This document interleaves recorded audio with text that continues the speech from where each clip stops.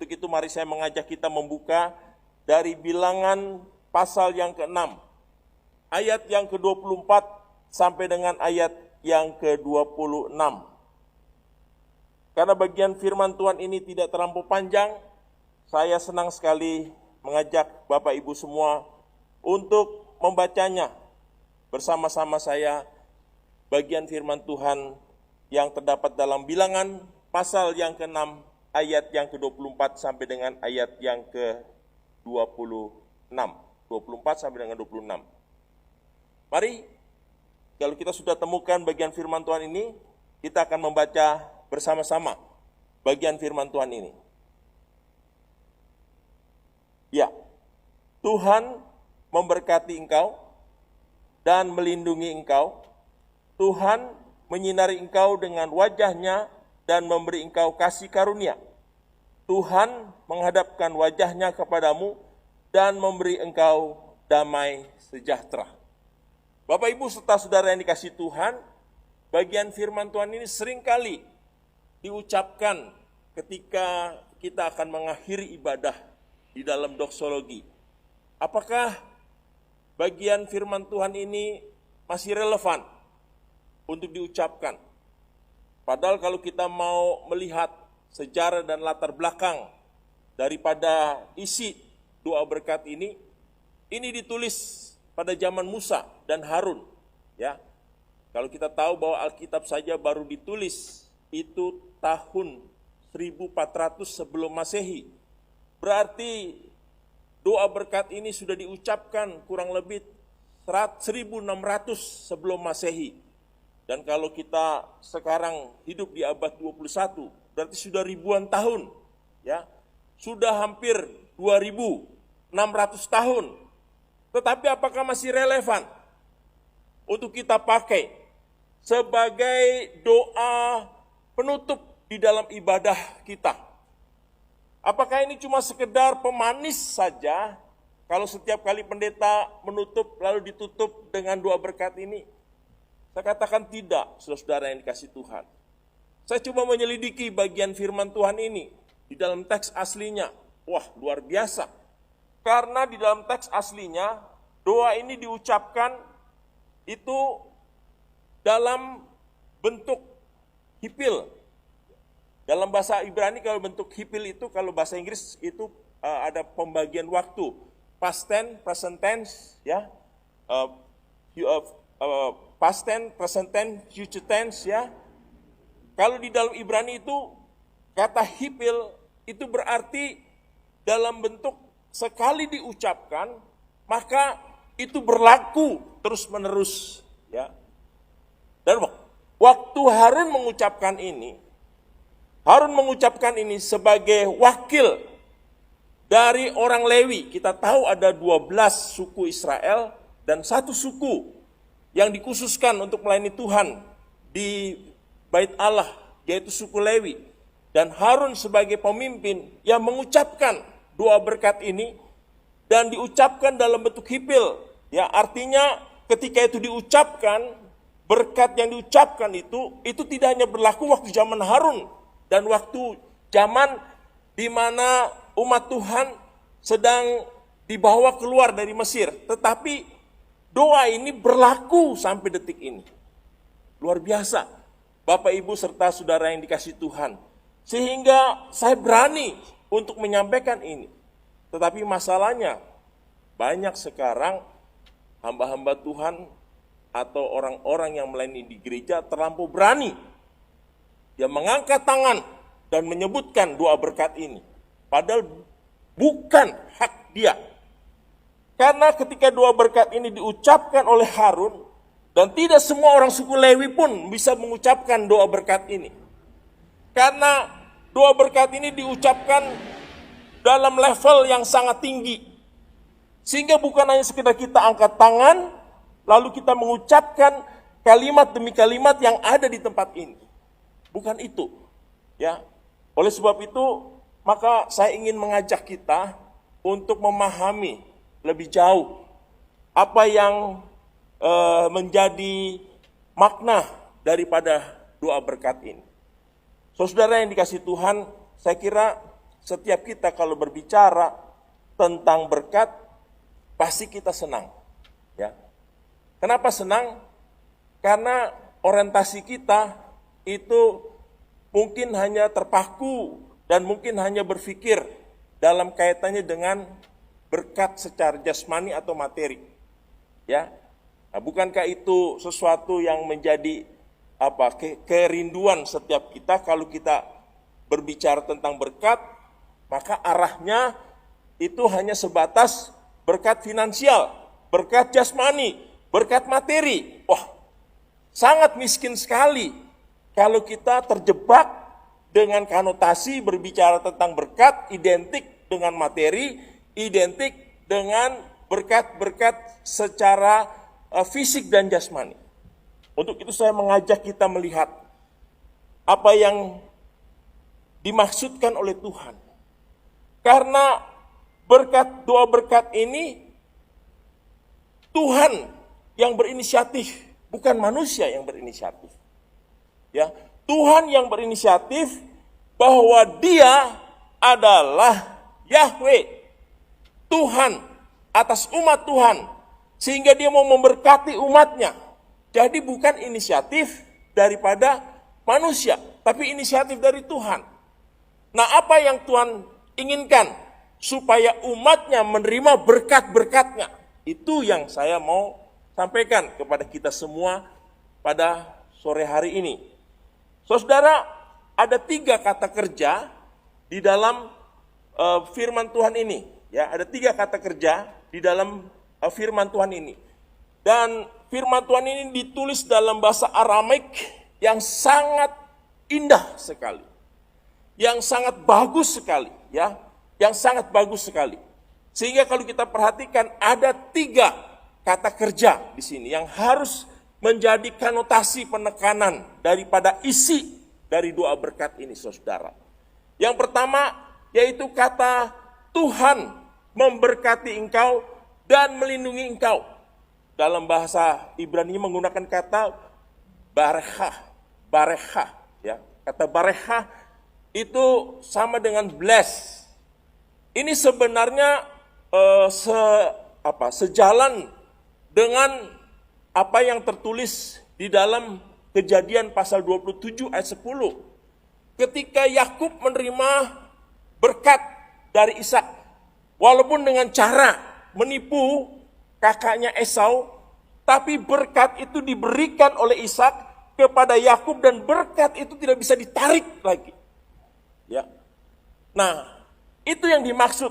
Yang dimaksud di sini yaitu berkat yang diberikan oleh Tuhan dan berkat itu tidak bisa ditarik, ya. Sehingga pengertian dari kata barehah di sini, saudara, yaitu mengandung pengertian yang sangat luar biasa. Artinya yaitu kita dijaga, dilindungi, dipelihara dari segala yang jahat. Kata barehah di sini artinya berkat yang kita peroleh, saudara, bahwa kita akan dijaga, dilindungi, dan dipelihara dari segala yang jahat. Siapa yang tidak suka kalau kita mengalami proteksi yang luar biasa dari Tuhan, bukan dari satpam, bukan dari polisi, bukan dari aparat, tetapi dari Yahweh, dari Tuhan pencipta langit dan bumi, bahwa Tuhan memposisikan dirinya, ya, Dia sebagai gembala kita dan kita adalah kawanan dombanya. Di mana ketika domba-domba terancam dari binatang buas, dari segala macam ancaman yang dialami, maka sang gembala akan berdiri menjaga domba-dombanya. Dan itu yang dilakukan oleh Tuhan dalam kata barehah, ya, Tuhan memberkati engkau. Artinya setelah saudara selesai dalam ibadah di tempat ini, lalu pendeta mengangkat tangan dan berdoa, Tuhan memberkati engkau dan melindungi engkau. Artinya Tuhan akan menjaga, melindungi dan memelihara dari segala yang jahat. Puji nama Tuhan, luar biasa, ya. Kita sungguh-sungguh memerlukan proteksi dari Tuhan. Kita sungguh memerlukan gembala, bukan hanya sekedar gembala biasa, tapi gembala agung yang akan menjaga kita, yang akan melindungi kita dari segala hal yang jahat. Saudara, berkat ini diterima, ya. Berkat ini diterima bukan berkat yang biasa, saudara, tapi berkat yang luar biasa. Kenapa berkat ini luar biasa? Karena berkat ini akan diberikan kepada setiap saudara yang setia untuk beribadah. Jangan berharap saudara diberkati dengan berkat ini kalau kita tidak beribadah. Ya. Karena berkat ini ketika Harun mengucapkan, itu Harun mengucapkannya di kemah Tuhan. Dan ketika Harun mengucapkannya, Tuhan memberkati engkau, setiap orang Israel yang masuk kemah Tuhan, itu seperti dimaterai. Dan itu tandanya tidak ada yang bisa yang merebut, mengancam seperti itu.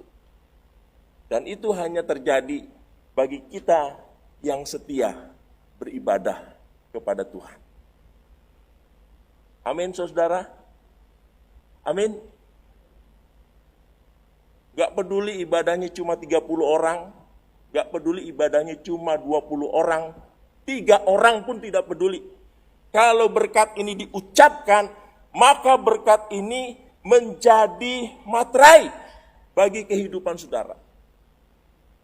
Makanya saudara, saya katakan tidak berlebihan. Kalau kita harus setia beribadah.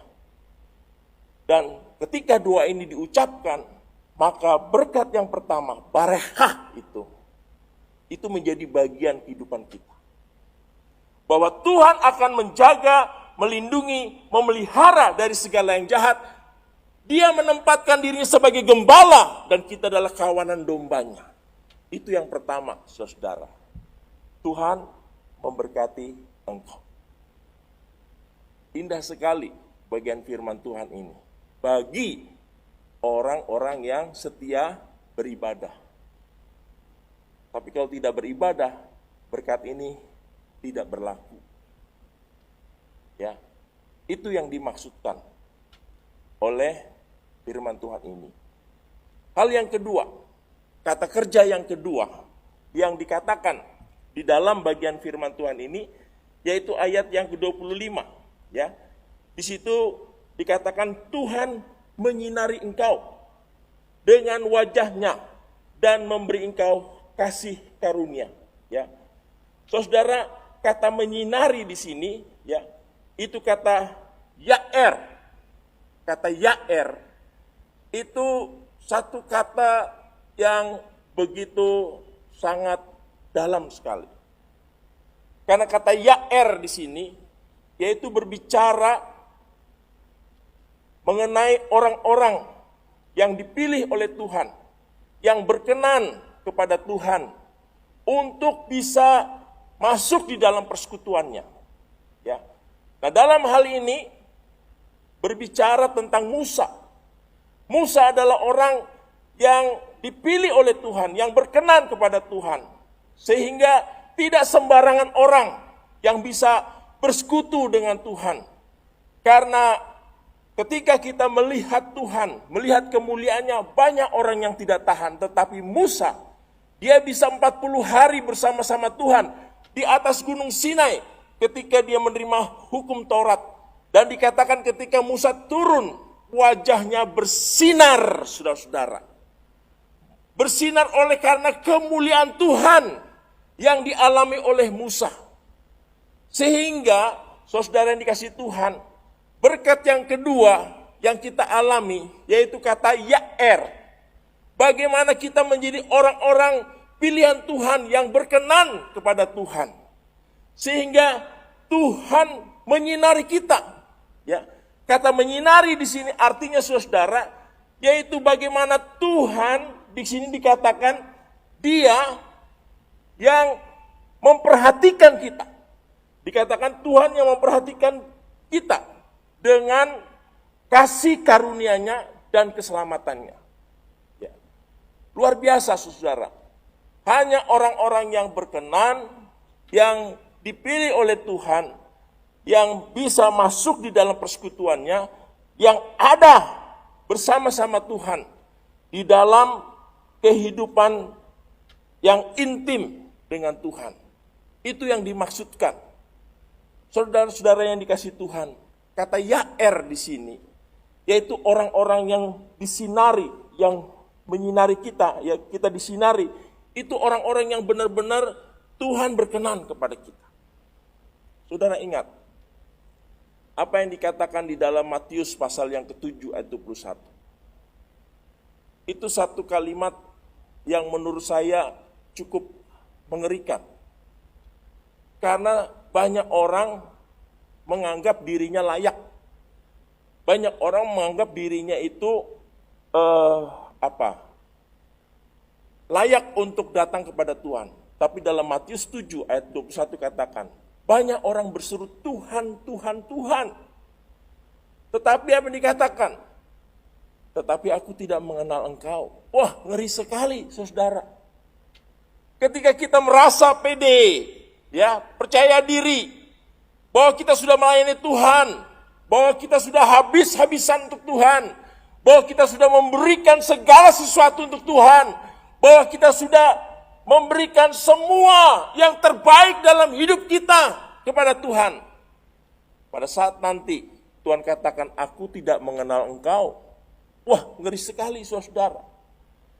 Oleh sebab itu kita menjadi pribadi-pribadi yang Yair, yang disinari, artinya yang berkenan, yang dipilih, di mana mata Tuhan tertuju kepada kita di dalam keselamatan dan kasih karunia-Nya. Doa saya, saudara-saudara, bahwa satu saat ketika di akhir hidup, bahwa apa yang saya lakukan itu berkenan di hadapan Tuhan. Bahwa pelayanan itu bukan kegiatan. Pelayanan kita itu bukan aktivitas. Pelayanan kita itu bukan program. Tetapi pelayanan kita adalah bagaimana kita memberi hidup kita kepada Tuhan. Sehingga kata Yair ini menjadi bagian yang tidak terpisahkan. Bahwa kita memang melayani oleh karena Tuhan berkenan kepada kita. Bahwa kita melayani oleh karena Tuhan memang memandang kita, ya, melayakkan kita. Begitu banyak sekarang orang-orang yang merasa dirinya layak, merasa dirinya sudah berjasa, tetapi sesungguhnya dia tidak Yair, tidak berkenan. Tuhan tidak menyinari dia. Ini sesuatu hal yang menurut saya kita harus benar-benar sungguh-sungguh memohon kasih karunia Tuhan, di mana kita bisa berkenan di hadapan Tuhan. Saudara-saudara yang dikasihi Tuhan, saya paling senang membaca biografi orang-orang yang luar biasa di dunia ini. Salah satu tokoh yang saya kagumi di dunia ini, ya, sebagai hamba Tuhan, yaitu Billy Graham. Siapa yang tidak kenal Billy Graham? Dia hamba Tuhan yang luar biasa. Dia meninggal dalam usia 99 tahun. Dan dia adalah hamba Tuhan yang mendoakan waktu pelantikan presiden, 4 presiden, entah itu dari Demokrat, entah itu dari Republik. Dia tidak berpihak kepada Demokrat, dia tidak berpihak kepada Republik. Dan dia sangat populer sekali di Amerika. Bahkan salah satu partai itu ingin mengambil Billy Graham. Karena kalau Billy Graham diambil pasti menang jadi presiden United States. Tetapi dia katakan apa? Saya dipanggil Tuhan. Bukan menjadi presiden United States. Tetapi saya menjadi pelayan Tuhan. Lalu dikatakan, Billy Graham, apa yang Anda lakukan ketika Tuhan memberikan kesempatan kepada kamu untuk mengulangi hidupmu. Untuk mengulangi hidupmu. Ya, jadi Billy Graham itu ditanyakan waktu dia usia 80 tahun. Dia tidak katakan, saya akan membuat kebangunan rohani yang lebih besar lagi. Mengumpulkan banyak orang sehingga banyak orang bertobat dan percaya kepada Tuhan Yesus. Saya akan mengadakan lagi konferensi misi. Salah satu konferensi Amsterdam dan Lucerne mengumpulkan hamba-hamba Tuhan, sehingga banyak hamba Tuhan pergi ke Amsterdam gratis, itu karena Billy Graham, saudara. Begitu pula Lucerne 2 di Filipina, dia tidak berbicara tentang target-target yang besar, saudara. Ini sangat membuat saya terheran-heran. Lalu apa yang dikatakan?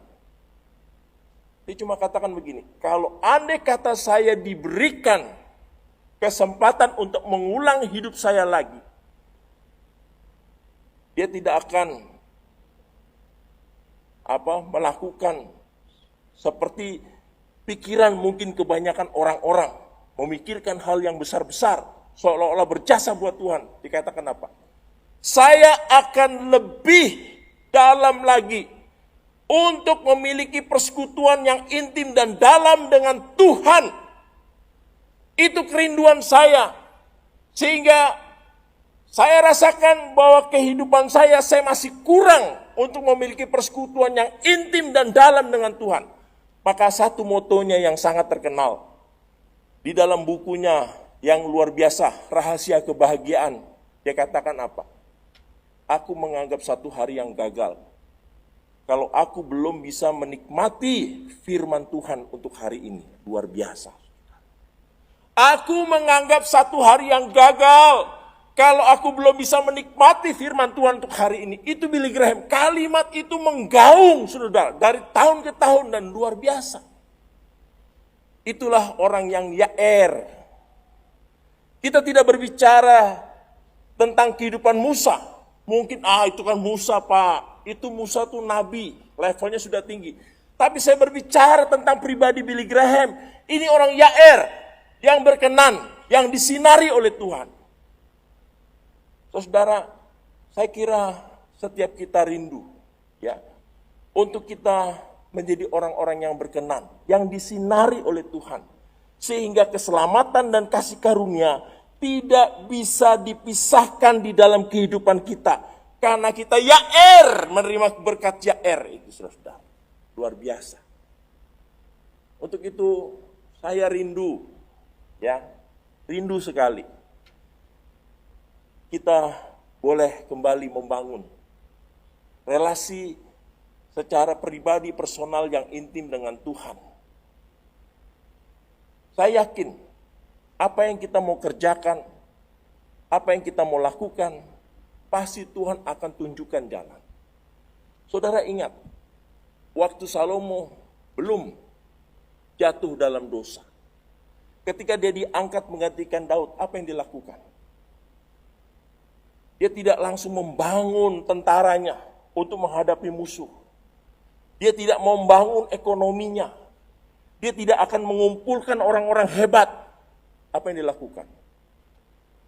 Di dalam 2 Tawarikh pasal yang ke-7 ayat 14, Salomo mengumpulkan semua orang Israel untuk duduk berdiam diri di hadapan Tuhan. Merendahkan diri, mencari wajah Tuhan, dan berbalik dari jalan-jalan yang jahat. Setelah itu, saudara, apa yang dikatakan Tuhan? Tuhan akan memulihkan. Dan itu yang dilakukan oleh Salomo waktu dia belum jatuh dalam dosa. Saya kira, saudara, dimanapun kita ingin membangun sesuatu, kita harus kembali kepada sumber berkat itu, ya Tuhan. Dan tidak ada alternatif lain. Kalau kita mau diberkati, baik dalam kehidupan keluarga kita, pribadi kita, maupun juga gereja kita harus menjadi orang-orang yang yair, yang berkenan dan dipilih oleh Tuhan. Karena Tuhan akan tunjukkan apa yang harus kita lakukan. Sama seperti berkat ini diberikan bukan kemauan umat Tuhan, tetapi kemauan Tuhan. Dan itu dapat saudara baca di dalam ayat yang ke-27. Dari bilangan pasal yang ke-6 ini dikatakan apa? Demikianlah harus mereka meletakkan namaku atas orang Israel. Meletakkan namaku atas Israel. Jadi berkat ini diberikan oleh Tuhan Bukan kemauan umat Tuhan, tetapi kemauan Tuhan supaya nama Tuhan diletakkan atas umatnya. Begitu pula dalam kehidupan kita. Ya, Tuhan mau meletakkan keluarga kita. Tuhan mau meletakkan pelayanan kita. Tuhan mau meletakkan kehidupan gereja kita. Tapi kadang-kadang kita berpikir berbeda dengan caranya Tuhan. Kita kadang berpikir dengan cara kita. Untuk itu kita kembali ya untuk memposisikan diri kita menjadi Yair, orang yang berkenan, yang dipilih dan disinari oleh Tuhan, supaya keselamatan dan kasih karunia itu menjadi bagian penuh dalam kehidupan kita. Itu hal yang kedua. Wah, luar biasa firman Tuhan ini. Ya, ibarat kalau saudara makan duren montong, ya, dari luar saudara cium bau duren, tapi saudara belum menikmatinya. Ketika saudara belah duren itu, satu persatu saudara menikmati, ya, wah luar biasa. Sama seperti firman Tuhan ini. Kita tidak akan menemukan keindahan-keindahan, kebenaran-kebenaran yang ada dalam firman Tuhan ini kalau kita tidak membelah, ya, membelah. Dan ketika saya merenungkan firman Tuhan ini, sungguh luar biasa, saudara. Sungguh luar biasa. Itu yang kedua. Berkat yang kedua. Berkat yang ketiga, ayat 26. Waktu kita tidak banyak, saudara. Ya. Berkat yang ketiga. Di sini dikatakan berkat yang ketiga, Tuhan menghadapkan wajahmu kepadamu dan memberi engkau damai sejahtera. Kata menghadapkan wajahnya ya kepadamu itu menggunakan istilah yirsha, ya, yirsha. Nah, apa arti kata yirsha di sini, saudara? Itu mengandung pengertian the Lord turn ya his face toward you and give you peace, ya. Artinya bahwa Tuhan itu dia menunjukkan kehadiran, ya, kehadiran Tuhan atas kehidupan kita. Kehadiran Tuhan atas kehidupan keluarga kita. Kehadiran Tuhan atas gereja kita. Saudara, kita memerlukan ya Yisha, bahwa Tuhan menghadapkan wajahnya kepadamu itu menunjukkan kehadiran. Saudara yang dikasihi Tuhan, kehadiran Tuhan di dalam ibadah kita, kehadiran Tuhan dalam keluarga kita, kehadiran Tuhan di dalam kehidupan pribadi kita, itu syarat mutlak, saudara. Ya, syarat mutlak. Saya membaca buku menarik sekali yang ditulis oleh Tom Bennett, menceritakan salah satu gereja di California yang gonta-ganti hamba Tuhan. 1 tahun hamba Tuhan itu pergi, 2 tahun hamba Tuhan itu angkat koper, sehingga berkali-kali hamba Tuhan masuk ke gereja itu tidak ada yang tahan. Karena apa? Karena gereja itu terkenal sangat sulit untuk maju. Gereja itu sangat sulit untuk berkembang, karena lingkungannya juga tidak sehat, dan jemaatnya juga banyak yang kacau-kacau. Tapi waktu saya membaca buku Tom Bennett, ya, luar biasa. Tom Bennett diragukan kehadirannya. Judulnya saudara baca, searching di internet, ya, mujizat di tangan Anda. Bagus sekali buku itu. Bagus kenapa? Karena mengubah pesimis, mengubah orang yang putus asa menjadi orang yang benar-benar bersemangat. Ya. Dan akhirnya di dalam cerita itu dikatakan, ya, Tom Bennett sendiri membuat gereja itu menjadi gereja yang sungguh-sungguh diberkati oleh Tuhan, oleh karena keanekaragaman yang ada di dalam gereja, ya, yang terdiri dari wanita tunasusila, banyak preman dan segala macam, itu dijadikan pelayanan kategorial, sehingga akhirnya gereja yang digembalakan oleh Tom Bennett itu menjadi maju dan berkembang. Dan orang yang berpikiran bahwa Tom Bennett sama seperti hamba-hamba Tuhan yang lain, itu tidak terjadi. Oleh karena apa? Ada kata Yishah di sini, di mana Tuhan hadir. Saudara, kehadiran Tuhan itu penting sekali di dalam kehidupan kita, baik secara pribadi, keluarga, maupun gereja. Nah, 3 kata kerja itu, saudara, yang menjadi janji Tuhan untuk berkat yang akan diberikan kepada kita. Pertama kata Barekah, ya. Yang kedua kata Yair, yang ketiga kata Yishah. Itu akan diberikan kepada kita. Tetapi di dalam kehidupan bersama Tuhan, bahwa setiap janji Tuhan tidak otomatis diberikan kepada kita. Karena kita harus melakukan bagian kita. Ya. Seperti misalnya di dalam Matius 28 ayat 18 dan 20. Pergilah, jadikanlah semua bangsa muridku. Aku akan menyertai engkau ya sampai akhir zaman. Kita tahu bahwa Tuhan akan menyertai kita dalam penginjilan. Masalahnya saudara, kita tidak melakukan apa yang Tuhan mau. Ya.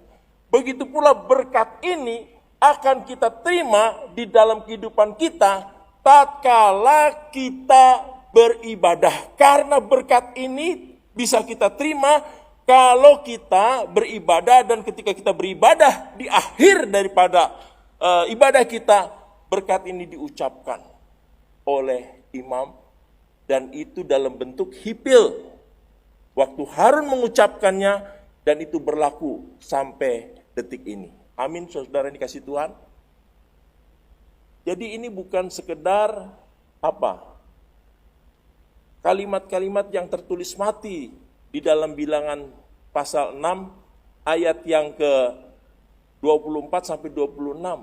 Berkat ini masih terus terjadi. Oleh sebab itu banyak gereja ya sepanjang abad terus mengucapkan berkat ini karena kita ingin ya mengalami 3 berkat yang dijanjikan Tuhan. Barekah, ya, Yair, dan Yishah. Itu bisa menjadi bagian dalam kehidupan kita. Saudara yang dikasih Tuhan, biarlah apa yang kita pahami melalui doa berkat ini, kiranya sungguh-sungguh itu dapat kita terima.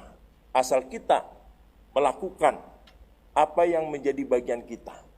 Sebagaimana berkat ini diterima, bukan untuk orang yang tidak beribadah, tapi orang yang setia beribadah. Ya, orang yang setia beribadah, dia akan menerima berkat ini. Orang Israel, waktu diberkati oleh Harun, adalah orang yang masuk ke perkemahan Tuhan untuk mereka mengikuti ibadah.